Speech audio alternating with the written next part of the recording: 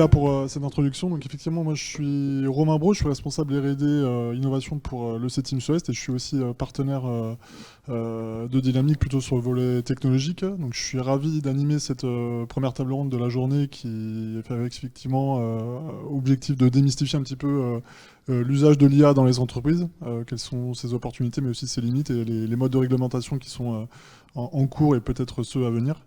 Je vais introduire les différents participants qui vont participer à cette table ronde avec moi. Il y en a trois, donc deux en présentiel ici et une à distance. Françoise Soulier, conseillère scientifique du Hub IA France, Philippe Bidot, directeur scientifique dans le domaine sciences et technologies pour l'ONERA, et Françoise Hurstel, qui est responsable des études pour le Conseil national du numérique. Donc je vais d'abord leur laisser la parole rapidement pour voilà, compléter un petit peu cette introduction, puis éventuellement la compléter avec une présentation un petit peu de leur structure, aussi pour acculturer tout l'auditoire à leur position. Je laisse la parole. Donc ça commence par moi, ouais. C'est ça. Bonjour, donc je suis Françoise Soulier, je travaille au Hub Francia, donc à Paris, je suis la parisienne de service, on va dire. Ça fait à peu près 40 ans que je fais de l'IA, donc dans la première partie à l'université, c'est-à-dire je peux couvrir un tableau d'équations, comme tout universitaire qui se respecte, et puis ensuite une deuxième partie dans l'industrie. Et au Hub Francia, ce que nous faisons, il y a IA dans le nom, c'est-à-dire on ne fait que ça. Et essentiellement, notre mission, c'est d'accélérer l'adoption de l'IA. Donc tous nos membres, on travaille avec des entreprises qui cotisent pour venir au Hub Francia, tous nos membres viennent chez nous pour aller plus vite. Un de mes membres avait résumé très bien ça, il m'a dit « Tout ce que vous faites, je peux le faire tout seul, mais avec vous, ça va beaucoup plus vite. » C'est exactement ça.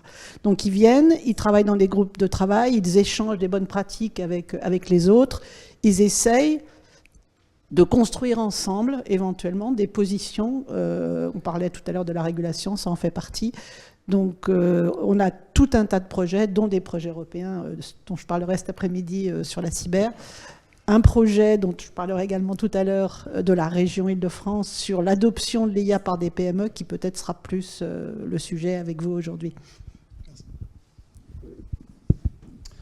Bonjour à toutes et tous, ravi d'être ici. Donc, je suis Philippe Bidot, directeur scientifique pour le domaine traitement d'information et numérique au sens large à l'ONERA.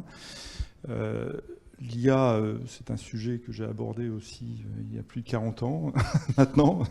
Et donc j'ai un parcours scientifique dans différents établissements. Je suis professeur d'université également. Et aujourd'hui, je suis en charge du développement du numérique dans nos domaines scientifiques à l'ONERA qui sont assez larges, hein, mais qui sont très imprégnés par la physique. Et l'une des choses qui intéresse les entreprises, je pense, c'est la confrontation des technologies de l'IA avec les problématiques et les exigences des domaines d'application qui sont très imprégnés par la physique. Et je parlerai peut-être de cette dimension plus spécifique à travers les développements qui sont en cours, qui permettent de matérialiser un certain nombre de perspectives auxquelles je pense il est bon de se référer pour entrevoir ce que sont les véritables enjeux derrière l'IA. L'IA, c'est pas juste brasser des données. Ça, c'est une vision qui peut être, je pense, un peu simpliste. L'IA est avant tout un domaine scientifique, un domaine où s'expriment les mathématiques, aussi la physique. Hein, je veux dire, quand vous prenez les mécanismes de diffusion, par exemple, qui sont au cœur d'un certain nombre de modèles, c'est des modèles de physique. Hein. Tout ça tend maintenant à être mieux contrôlé, et je pense qu'on en reviendra sur ces sujets-là par la suite. Merci.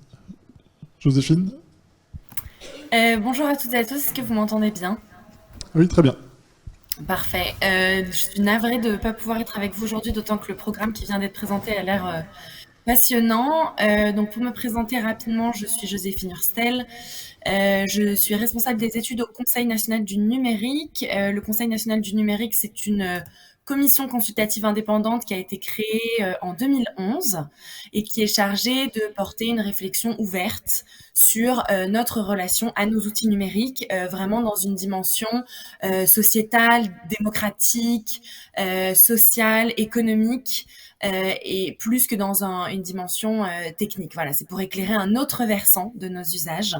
Et donc pour cela, le conseil fonctionne avec deux entités, un collège de membres qui sont nommés tous les 2 ans par le Premier ministre et qui est très interdisciplinaire, avec vraiment une très grande variété de domaines scientifiques représentés, à la fois sociologues, anthropologues, linguistes, informaticiens, etc. Et puis quelques non-chercheurs aussi, avocats, journalistes, entrepreneurs, parlementaires. Et tous ces membres sont bénévoles, et donc pour les accompagner dans la conduite quotidienne de nos projets, le conseil a un secrétariat général d'une dizaine de permanents dont je fais partie. Et donc nos activités se déploie sur différents axes, l'un étant la production d'études que vous pouvez retrouver en libre accès sur notre site internet, qui vont creuser différents volets de nos interactions et de nos relations à nos outils numériques, par exemple les propagations des fausses informations en ligne, l'économie de l'attention, les monnaies numériques, et pour le sujet qui nous rassemble aujourd'hui, nos interactions humain-machine au travail, avec 2 publications majeures principale sur ce sujet. Une première publication qui date de décembre 2022, qui s'appelle « Travailler à l'heure du numérique, corps et machine », qui est centrée sur nos interactions humain-machine au travail pour aller creuser au-delà de la disparition annoncée du travail, comment, dans la très grande majorité des cas, quand le travail se maintient, ces outils numériques affectent nos façons de travailler, nos interactions de travail et comment nous interagissons avec ces machines. Et puis, il y a bientôt 1 an, en septembre 2023, le Conseil a remis a copiloté avec le service France Num de Bercy et a remis une feuille de route dans le cadre du Conseil national de la refondation numérique qui était dédiée aux transitions numériques de travail. Une feuille de route qui était axée autour de l'accompagnement de la transformation numérique des TPE-PME, justement face à l'arrivée de ces outils d'IA générative, comment cela va chambouler nos façons de travailler. Et puis 3e axe, et je pense qu'on y reviendra, comment dialoguer au travail autour de ces outils. Ok, merci beaucoup. Donc après cette introduction, bon, on peut constater quand même qu'on a une complémentarité des intervenants qui est relativement très intéressante par rapport au sujet à traiter aujourd'hui. Pour engager la journée sur la thématique de l'IA et pour satisfaire un petit peu les différents profils qui peuvent être dans l'audience, je vous propose de commencer par une première question qui va un petit peu poursuivre la culturation puis rentrer plutôt dans un mode de définition. Comment on peut expliciter un petit peu les différents modes de l'IA aujourd'hui et quels sont leurs différents modes aussi d'application dans les entreprises? Qui veut commencer? Je peux peut-être démarrer, puis ensuite on passera à vous. N'hésitez pas, Joséphine, si vous voulez intervenir. En gros, l'IA, si on fait un tout petit peu d'histoire, on va remonter à la création de la chose. Malheureusement, en 1950, 2 exactement, des chercheurs qui avaient travaillé sur une conférence ont décidé de nommer intelligence artificielle des systèmes qui n'avaient aucune intelligence, bien entendu, mais qui étaient totalement artificiels, qui étaient en fait capables de réaliser des choses qu'on pensait faisables seulement par des humains. Donc tout ça, ça date très fort. À l'époque, il y avait un premier mouvement qui était de technique qui était très symbolique, c'est-à-dire l'idée c'était qu'on pouvait expliciter totalement la connaissance avec des règles.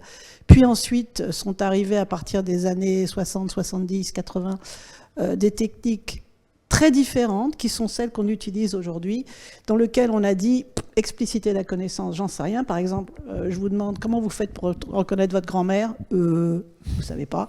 Par contre, vous la reconnaissez à tous les coups. Donc l'idée que les chercheurs ont eue à cette époque-là, ça a été de dire, on ne sait pas trop expliciter, par contre, on sait donner des exemples de la grand-mère, des photos de grand-mère, voilà, on sait comment faire.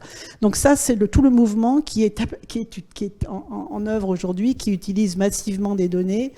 Ça a donné ce qu'on appelle le machine learning dans toutes les entreprises aujourd'hui. Si par hasard vous avez pris un crédit, sachez qu'il y a une IA derrière basée sur les données milliers de clients de la banque qui a décidé de vous donner ce crédit.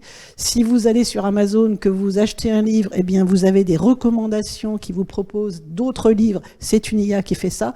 Donc, tout autour de vous, prenez votre smartphone, il y a là-dedans, allez, combien 40 applications IA, 50, quelque chose comme ça.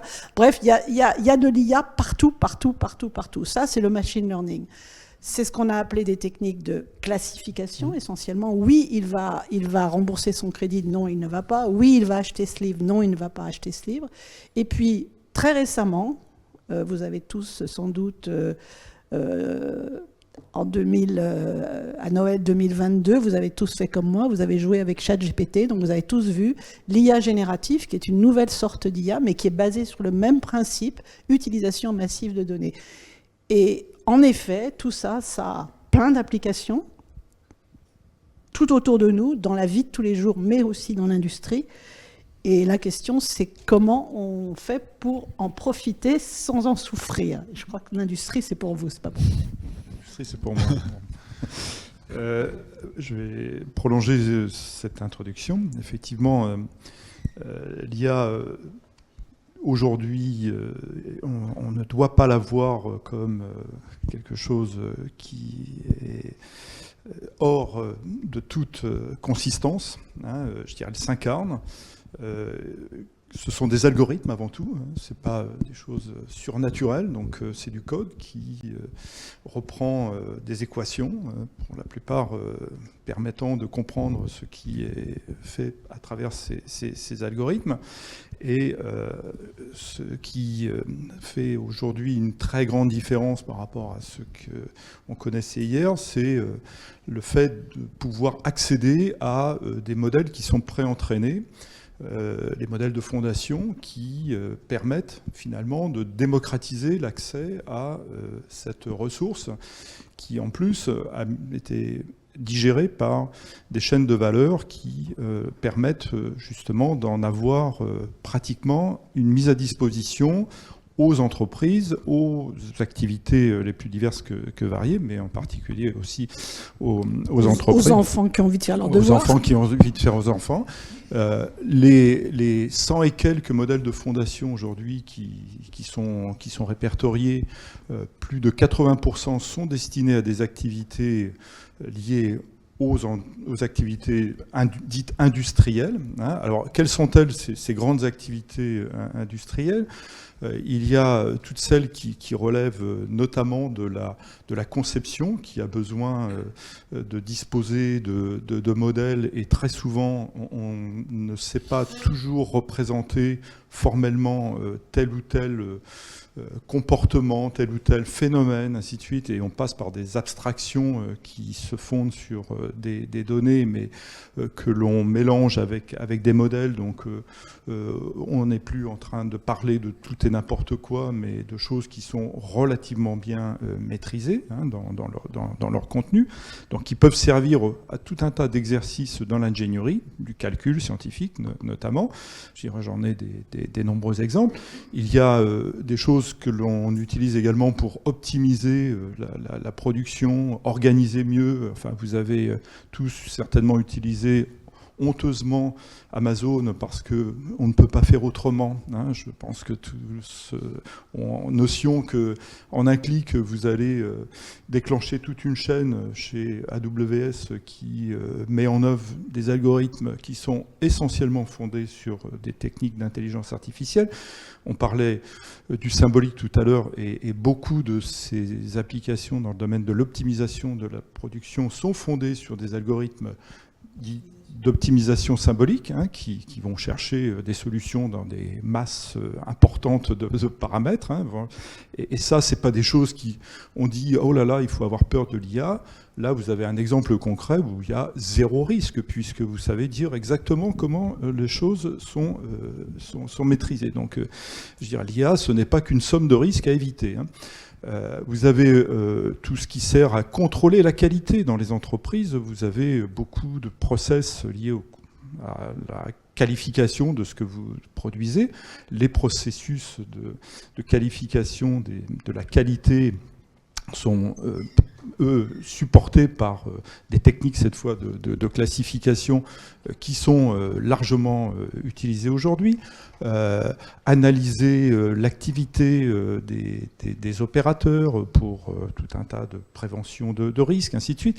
Ce que je veux dire, c'est que les applications majoritaires de l'IA aujourd'hui, notamment quand on se réfère à l'exploitation des grands modèles de données, sont dans les secteurs de l'activité des entreprises. Hein, je dirais.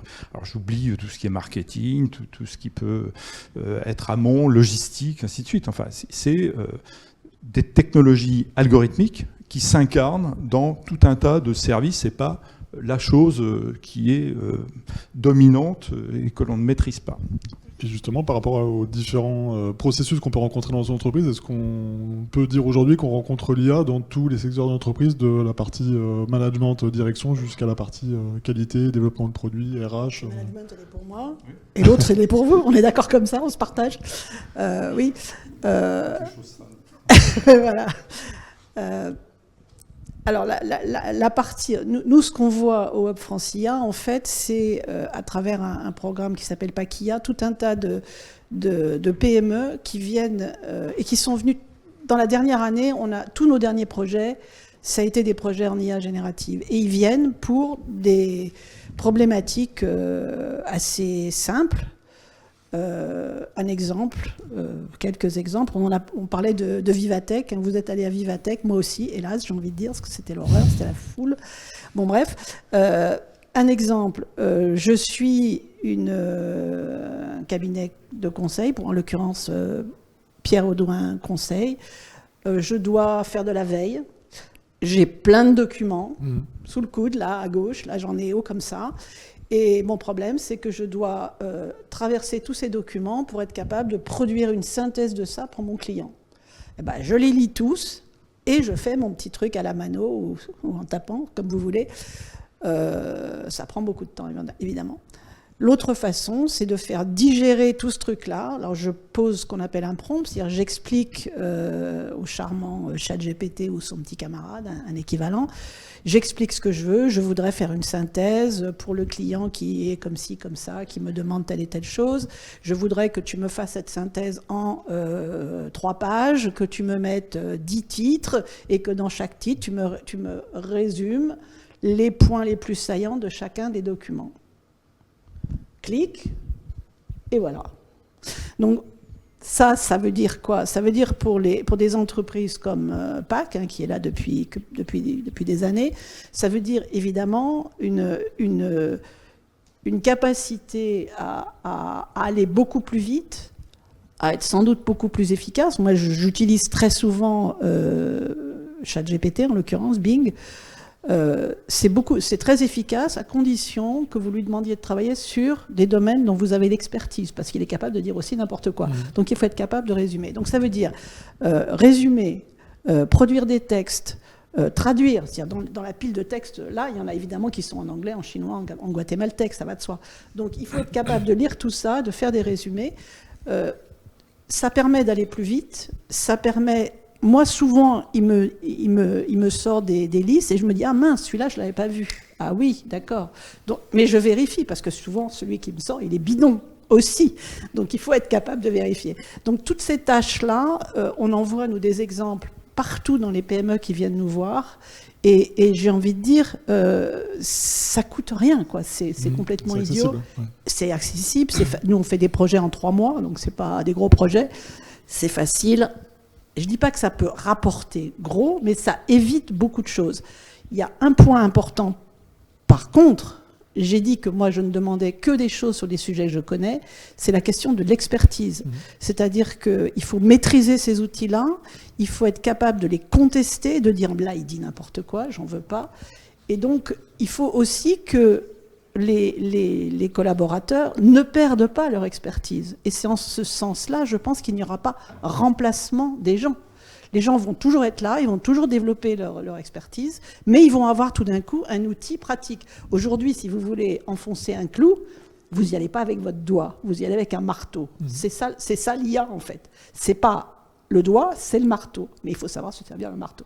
Moi, quand je tape sur un clou, il part en vrille. Mon mari, par contre, pouf, ça marche comme sur des roulettes. C'est ça, il faut qu'on apprenne à s'en servir, et c'est ça la plus grosse difficulté, c'est qu'en fait, l'IA, les gens s'en font tout un monde. En fait, c'est idiot, c'est très simple à utiliser, mais il faut apprendre à s'en servir. Voilà. Dans l'industrie, par contre... Dans l'industrie, par contre, gain de productivité, hein, c'est le sens que... je vais revenir sur des choses dans l'actualité. Aujourd'hui, il y a la mise en œuvre du prochain programme cadre de l'Union européenne. Et si vous regardez le précédent, il n'était presque pas fait mention de tout ce qui peut... Donc, dans le cluster 4, alors je parle de choses un peu techniques, mais industrie et espace, hein, dans la forme 2023, il y avait 0 modèle de fondation. Ils se sont aperçus que ces éléments-là étaient devenus sont placés au centre de ce que l'appel de 2025 va contenir. Il y aura d'autres initiatives qui seront prises. Bref, ce que je veux dire, c'est que l'IA tournée vers l'industrie, vers les besoins, les problèmes que rencontre l'industrie, c'est quelque chose qui est devenu presque dominant dans les problèmes de technologie, d'intelligence artificielle. Alors, qu'est-ce que l'on en fait ? Finalement, pas autant de choses que cela aujourd'hui. C'est un peu la raison d'être de Dynamique, hein, de mettre ces techniques, qui sont des techniques, il faut avoir l'humilité aussi de considérer qu'on est face à une dynamique qui est tellement importante en termes de création de valeur autour de l'IA que, je veux dire, la connaissance de l'ensemble de l'état de l'art, personne ne peut prétendre l'avoir. Donc, les instruments comme Dynamique sont tout à fait, je pense, essentiels pour apporter, et sans prétention aucune, une aide aux entreprises pour plus de discernement, raccourcir les distances entre les problèmes et l'accès aux ressources, aux expertises, ainsi de suite. C'est véritablement le sens de Dynamique tel qu'il a été réfléchi dans sa mise en œuvre, dans ses principes. Et aujourd'hui, on n'utilise pas tant que cela d'IA dans les entreprises, dans les grandes entreprises peut-être, où il y a une distance qui est beaucoup plus courte avec l'accès aux ressources, mais là où on a des espaces qui sont tout à fait importants, je les évoquais parmi d'autres, les problèmes de contrôle de qualité, les problèmes qui sont ceux qui utilisent notamment du traitement de différentes formes d'imageurs optiques ou sous différentes longueurs d'onde pour faire du contrôle non destructif, accéder par des techniques de classification à la détection de défauts qui ne sont pas forcément perceptibles à l'œil et qui vont exploiter des sources et qui ont besoin aussi d'une expertise pour qualifier chacune de... Voilà, ça, ce sont des sujets... La robotique, c'est une autre forme d'incarnation. On a besoin de rendre les systèmes robotiques plus autonomes, hein, donc des capacités de perception, mais aussi des capacités de planification, de décision. Tout ça, ce sont des lieux d'incarnation de l'IA qui sont... alors, vous en avez de nombreux exemples, hein, pour la production, mais aussi pour... on parlait tout à l'heure d'Amazon, je veux dire, gérer des flottes de robots, ça ne se fait pas sans avoir des moyens. Voilà, l'ingénierie de tous les produits, tous les moyens de production, co-concevoir un produit avec les contraintes des procédés, ainsi de suite. Tout ça, ce sont vraiment des espaces tout à fait intéressants, importants pour les entreprises, et l'insertion de l'IA là-dedans n'est pas... il ne faut pas le voir comme un risque, hein, c'est pas, je veux dire, c'est des choses qui s'appliquent à des problématiques qui sont hors tout risque d'éthique, par exemple, tel qu'on a trop souvent l'intention de réduire l'IA. Voilà. Je peux donner éventuellement un exemple concret. Une PME qui s'appelle Bibot, qui a disposé dans un certain nombre de supermarchés en France environ 700 machines avaleuses de bouteilles en plastique. Je vais le dire comme ça. Vous arrivez avec votre bouteille en plastique, clac, vous mettez votre bouteille, la bouteille descend. Si elle est en plastique comme ça, elle passe à gauche. Si elle est en plastique coloré, elle passe à droite. Cette machine-là, elle broie complètement le plastique et ensuite le plastique est récupéré pour recyclage. La machine en question, si par hasard trop de bouteilles arrivent en même temps, ça bloque. Il y a une caméra qui contrôle pour orienter blanc ou coloré et il y a une caméra qui va détecter s'il y a déjà une bouteille en cours et donc qui va bloquer les bouteilles qui arrivent derrière. C'est complètement idiot. Il y a de l'IA qui fait ça. Je veux dire, en 3 mois, c'est fait. C'est fait, déployer et c'est en production. Qu'est-ce qu'on y gagne? On y gagne pour l'entreprise en question que tout simplement, si ça bouchonne, il faut envoyer quelqu'un pour débouchonner, j'ai envie de dire. Donc, ça évite tout simplement que les entreprises se déplacent pour faire des trucs qui n'ont vraiment aucun intérêt. C'est simple, de bon goût. Et voilà, quoi, c'est tout. Retour sur investissement. De concentrer la valeur ajoutée des Retour sur collaborateurs. investissement immédiat, en 3 mois. Ouais, tri des déchets. Enfin, vous en avez une magnifique illustration à Bordeaux, hein, le centre de tri. Je dirais, il y a 2 postes qui sont vraiment beaux et d'IA. C'est la séparation de l'ensemble des plastiques avec des caméras multispectrales. Et je veux dire, ça, c'est pas, les opérateurs ne peuvent pas à la cadence et puis même avoir.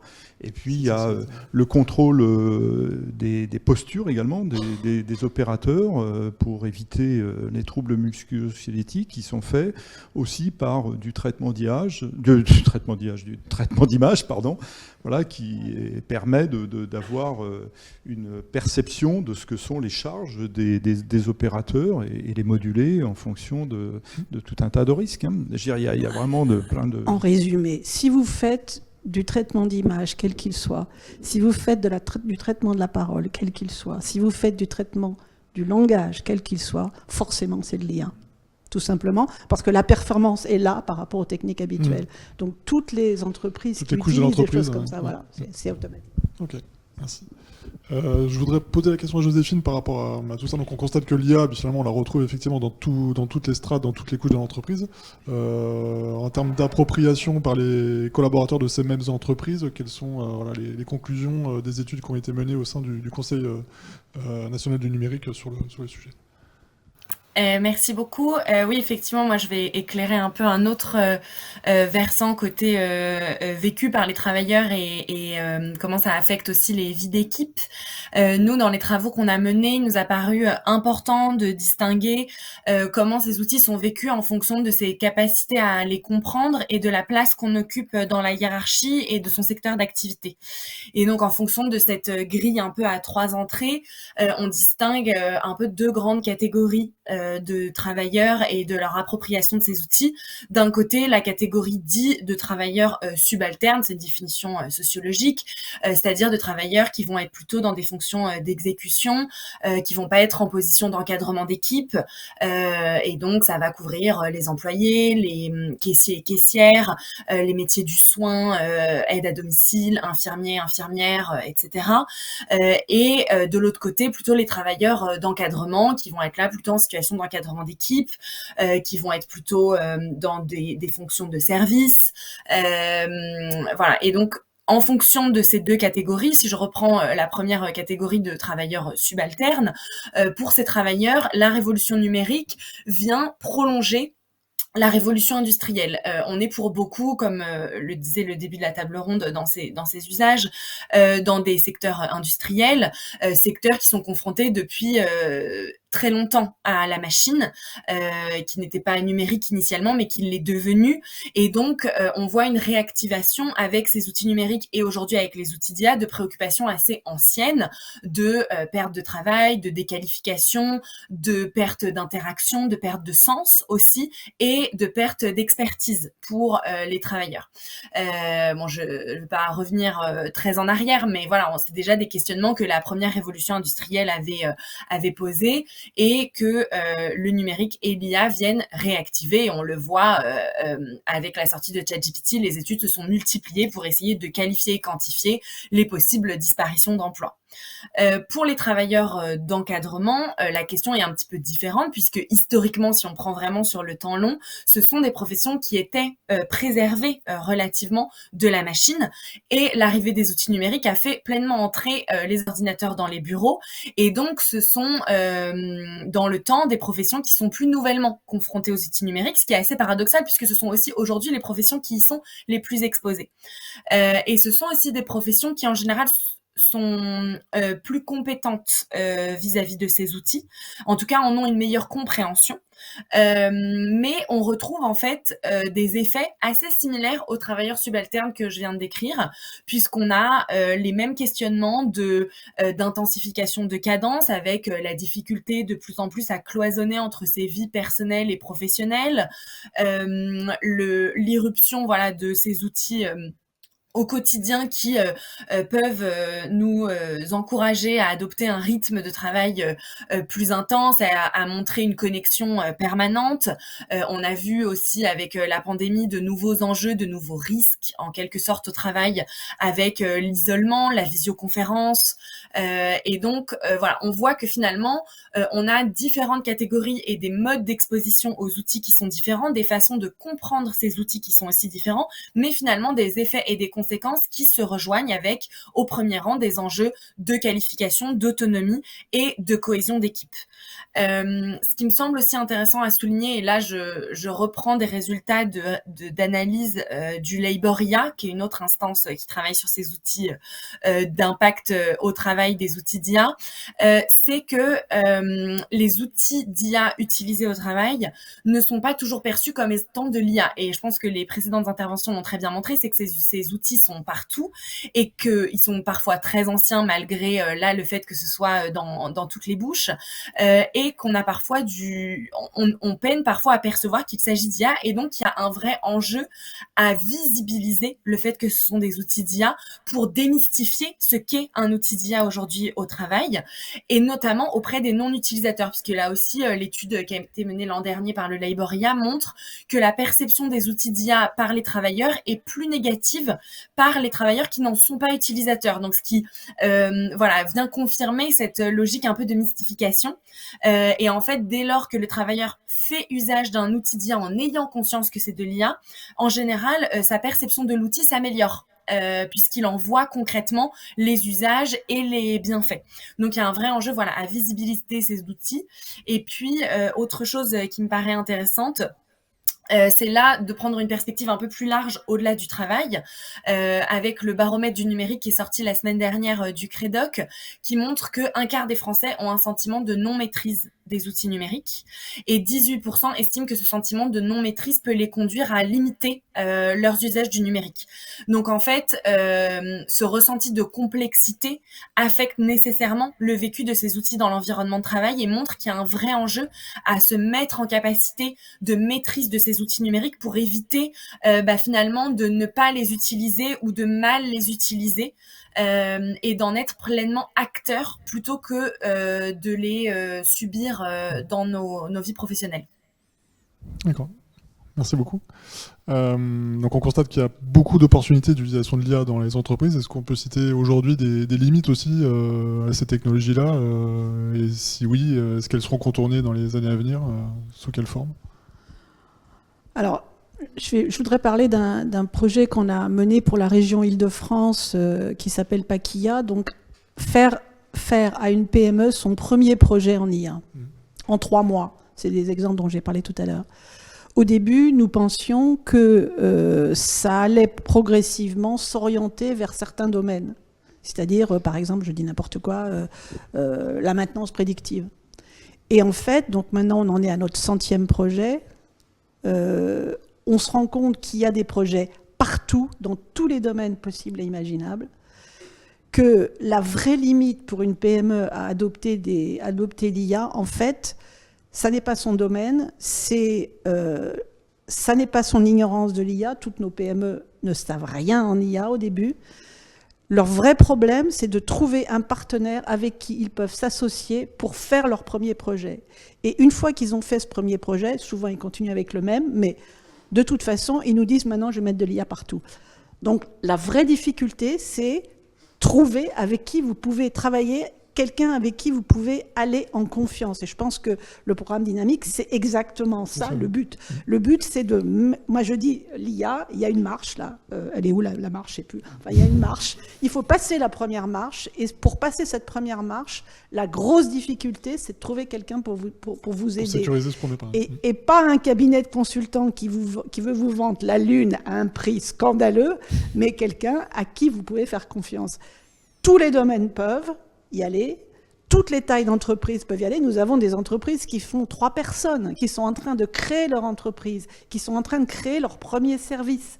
Donc, toutes les tailles, on a des entreprises, nous, entre 2, 3 et 50, bon, certaines sont à 800, mais la majeure partie des entreprises ont entre, 0, 1 et 50 personnes. Donc, toutes les tailles, tous les domaines, ça marche à tous les coups. J'ai envie de dire ça. Oui, pour les PME, effectivement, la question, elle ne se réduit pas, mais elle porte notamment sur l'accès à des expertises. Et j'ajoute que les problèmes auxquels ils sont confrontés dans les usages sont des problèmes qui peuvent être relativement simples. Donc il n'y a pas forcément besoin de déployer des choses extravagantes. Et la difficulté que tout à chacun, enfin je parle des entreprises, ont, c'est d'avoir un bon expert qui les oriente vers des techniques, vers des solutions sur étagère ou des investigations qui doivent être faites. J'aime beaucoup sur étagère. Moi, je pense que l'IA aujourd'hui, vous avez un supermarché, tous les rayons, c'est couvert de produits IA. Donc le tout, c'est de trouver quelqu'un qui vous aide à prendre le produit, quoi, c'est tout. Oui, et d'autant plus que, enfin, il y a une zoologie en termes d'algorithmes qui est phénoménale. Enfin, je veux dire, quand on réduit tout à l'IA, quand on dit IA, c'est parce qu'on ne sait pas appréhender la diversité, et c'est une façon de combler parfois aussi l'ignorance. On parle d'IA sans avoir la moindre notion de ce que sont les contenus des algorithmes, et donc c'est dramatique parfois, et cette ignorance, ça a besoin d'être aussi vaincu. C'est un problème qui est majeur.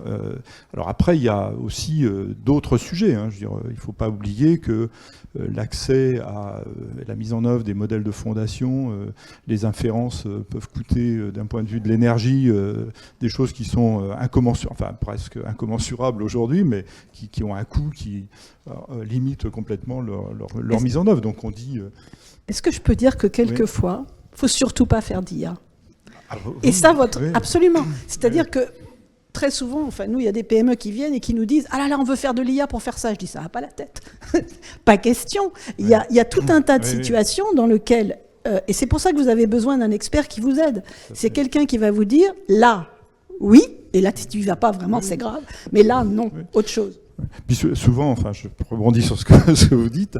Je dis encore une fois, l'IA, c'est un élément parfois parmi d'autres. Je veux dire, quand j'évoquais tout à l'heure les problèmes de simulation, vous prenez dans le domaine de la mécanique des fluides, vous faites de la simulation de Navier-Stokes, eh bien, vous avez parfois tentation d'utiliser des techniques d'apprentissage pour apprendre des modèles de turbulence ou que sais-je encore. Ça se développe, ça se développe, les modèles de physique, les modèles hybrides, donc dans lesquels on remet de la physique, parce que sinon on ne maîtrise pas du tout ce que sont les résultats de la production d'une dite IA. Je veux dire, c'est des choses qui sont très diffusives, c'est certes, ça c'est certain, mais qui sont mises en œuvre à côté, en périphérie, parfois au cœur. Enfin, c'est très complexe la mise en œuvre d'une IA, et pour choisir les bonnes technologies pour les bons usages, c'est le sujet. Justement, par rapport à cette complexité, comment on l'encadre aujourd'hui, l'IA? Est-ce qu'elle est suffisamment encadrée selon vous? Est-ce que la réglementation arrive à suivre aussi le mouvement? C'est un autre sujet, ça. C'est un sujet un petit peu chaud.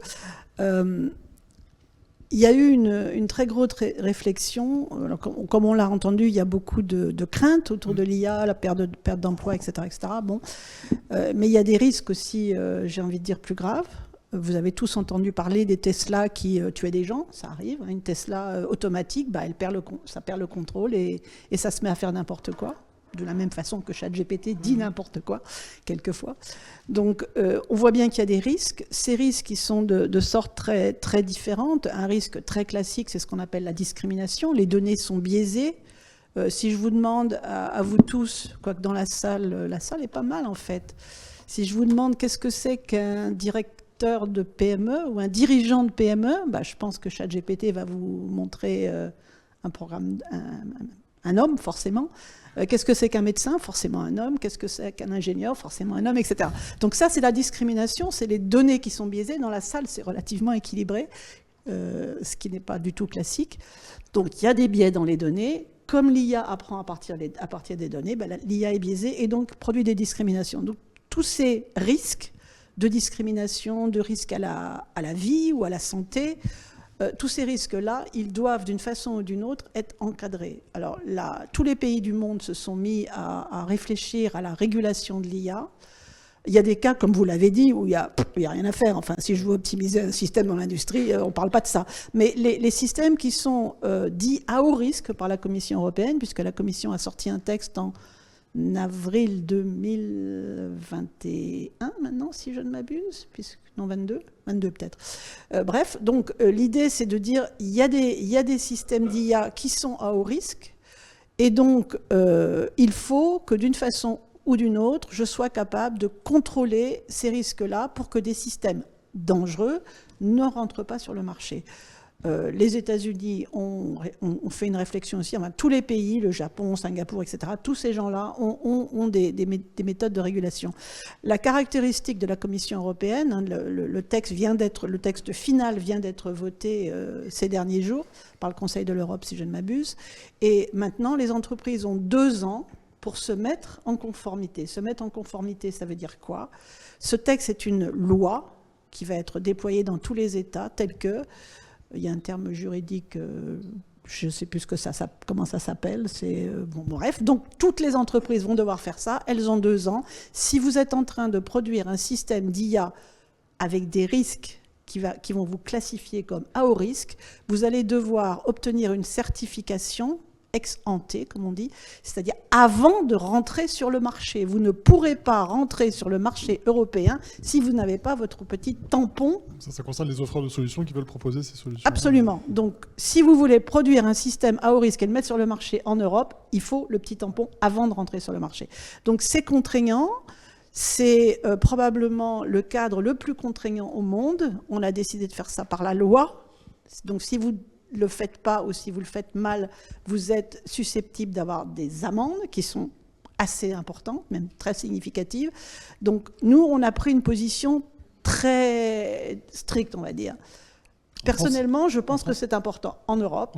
En Europe, je pense que c'est important, c'est contraignant, mais le gros avantage, c'est que du coup, le cadre est posé et très clair. C'est-à-dire que pour une entreprise qui va produire son système, elle sait dans quel cadre elle joue. Aux États-Unis, on vous dit « Ah, ce serait gentil si vous vouliez bien faire ça. » Ouais.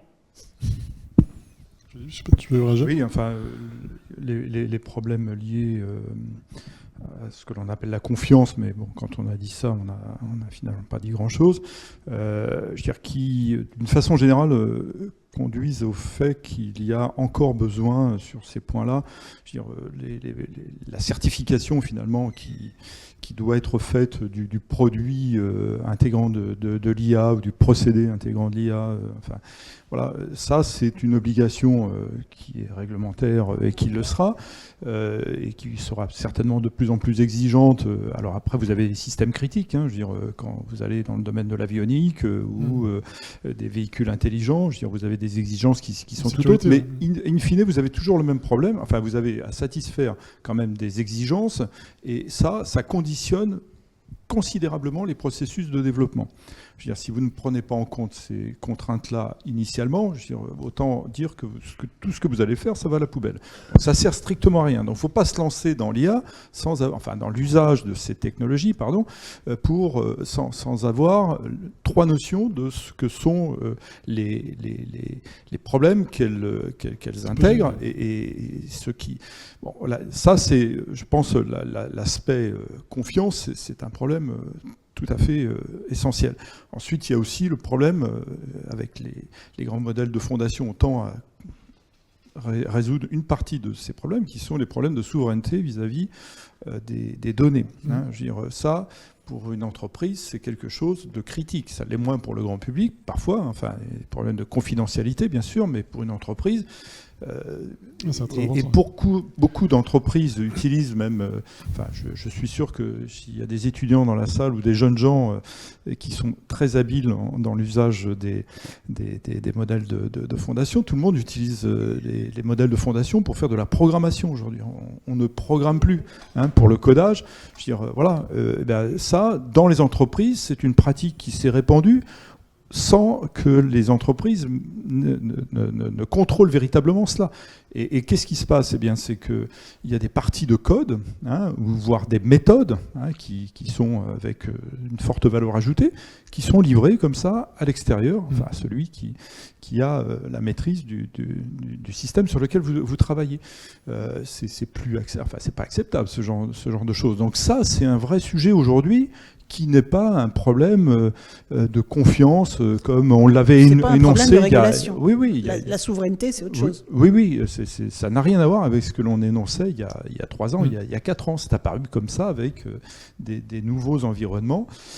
Et tout ça, ce sont des sujets, je pense, qu'il faut que les entreprises, au moins, qu'elles prennent en compte ces dimensions-là aujourd'hui. Est-ce que ça, c'est justement une délimitation ? Est-ce que si on fait le constat là des solutions françaises par rapport aux solutions étrangères, est-ce qu'on est aujourd'hui plus dépendant des solutions étrangères pour déployer l'IA à iso-maturité ? Très largement. Enfin, aujourd'hui, si vous regardez tous les produits grand public, c'est clairement des produits américains, comme le moteur de recherche, comme toutes ces choses-là, pareil. Par contre, on commence à avoir des entreprises françaises, Lighton et Mistral, dont vous avez forcément entendu parler, qui, eux, développent des produits qui ne vont pas être à destination du grand public, mais qui vont être à destination des entreprises. Nous, beaucoup des projets qu'on développe, en fait, sont basés sur ces solutions-là. C'est des solutions qui sont maîtrisées, qui sont entraînées sur des données peut-être un peu plus contraintes que la façon sauvage dont ChatGPT OpenAI a procédé, et qui sont souveraines. Effectivement, les données sont hébergées dans des serveurs en France, et pas susceptible de dépendre du Cloud Act. Je vois Léa qui s'énerve parce qu'on est en train de déborder. Je le sens. Non, je m'en veux de vous couper, mais c'est effectivement très intéressant et ça témoigne qu'une journée comme celle-ci est nécessaire pour aborder toutes ces thématiques. Mais malheureusement, on manque de temps. Donc peut-être une toute dernière question. Est-ce qu'on peut prendre peut-être une question dans la salle du public. Pardon, si quelqu'un a une question en particulier à poser, c'est votre moment. J'en vois une. Voilà, ça sera la question. Anne, je te laisse. Pendant ce temps-là, moi, je peux dire une chose. Toutes les PME qui sont dans la salle, vous allez vite voir Léa pour lancer votre premier projet. Vous n'avez pas le droit de ne pas le faire. C'est gratuit. Et ça peut rapporter gros. Bonjour, merci encore pour cette discussion qui est très enrichissante. La question était plutôt sur les tendances. Au niveau des métiers, on avait parlé énormément des métiers qui allaient subir, etc. Et on a évoqué aussi au sein de cette discussion des métiers où on allait se faire dévaloriser, etc. Mais quels sont les métiers, si on entend bien, par exemple, les métiers qui ont une interaction avec des humains, donc aides-soignants, enseignants, etc. Est-ce que ce sont des métiers qui vont quand même apprendre à utiliser et à pouvoir soigner d'une façon personnalisée, ou est-ce que vous voyez ça comme quelque chose qui sera remplacé par des robots, etc. Moi, j'ai envie de dire que, premièrement, il y a un mot que vous avez employé, c'est apprendre. Il faut absolument qu'on forme tous les collaborateurs à l'utilisation de ces techniques-là, parce que d'une façon ou d'une autre, à un moment, ils seront exposés à ça. La deuxième chose, c'est que ces techniques d'IA, elles n'éliminent pas les emplois, elles éliminent certaines tâches. Et la vraie question, c'est, dans une entreprise, c'est de dire ces tâches, ces process qu'on faisait de cette façon-là avant, comment on va les faire après. Alors, je vais donner un exemple qui, en ce moment, est un exemple assez raz-de-marée, c'est tous les centres d'appel. Dans les centres d'appel, comme on a entendu tout à l'heure, on a des personnes qui ne sont pas forcément patrons d'équipe, qui ont des rôles pas forcément très développés et qui ont un travail assez difficile.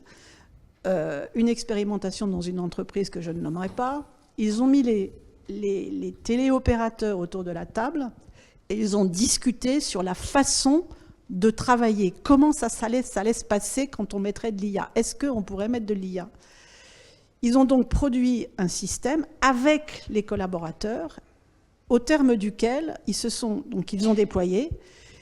Ils n'ont pas remplacé qui que ce soit, mais ils se sont aperçus d'une chose assez intéressante. Dans les téléopérateurs, il y en avait des très experts, il y en avait d'autres très débutants. Eh bien, donc en fait, ils ont des métriques, hein, combien ils peuvent prendre d'appels par minute, enfin bon bref, les techniques qui leur permettent justement de manipuler ce centre. Ils se sont aperçus que le taux de réussite, entre guillemets, des experts avec l'IA, il ne s'est pas amélioré beaucoup. Par contre, les moins experts se sont mis à se rapprocher très fortement des experts. Autrement dit, les débutants ou les non-experts ont utilisé l'IA pour aller plus vite et pour apprendre même. Donc petit à petit, ils se sont mis à atteindre les mêmes niveaux. Moyennant quoi, l'entreprise peut aussi se dire, à partir de maintenant, je peux recruter des gens moins experts et profiter de l'IA. Mais ça ne marche que si vous impliquez les collaborateurs dans la mécanique, c'est-à-dire si vous les faites partie prenante du système. Si vous leur dites, allez, demain c'est comme ça, point barre, là, vous êtes sûr que vous allez supprimer des emplois. Oui, enfin, je suis complètement d'accord. Très rapidement, Philippe, peut-être. C'est un sujet compliqué, hein, qui doit être regardé comme notamment un processus d'enrichissement mutuel. Je prenais l'exemple tout à l'heure des modèles hybrides mélangeant des modèles basés données et modèles physiques basés sur des équations. On peut transposer cette combinaison à ce que l'IA peut apporter à tout un tas de processus et d'activités humaines. Il y a des fausses bonnes idées. Hein. On a parlé des robots qui allaient faire le maintien à domicile en substituant. Il n'y a pas de substitution. D'ailleurs, ça n'a jamais été vraiment opérationnel. Ça ne le sera jamais d'ailleurs. Donc il y a un enrichissement mutuel qu'il faut considérer comme l'apport que peut avoir la machine à l'homme dans tout un tas d'activités qui antérieurement étaient avec une pénibilité très importante que l'on peut réduire. Et bien là, on peut avoir sur des activités cognitives une autre hybridation qui se fait et qui se fera sous des formes très différentes selon les activités. Donc présenter ça comme quelque chose dont il faut craindre c'est pas le grand remplacement, franchement, je pense pas, hein, on n'en est pas là. Alors attendons quand même de voir ce que donneront les technologies dans quelques années, mais aujourd'hui c'est pas le cas. Ok, merci beaucoup. Parfait. Je pense qu'on peut conclure la première table ronde ici. Françoise, Philippe et Joséphine, merci beaucoup pour vos interventions qui, je pense, introduisent bien la journée. Merci beaucoup. Merci beaucoup à vous quatre.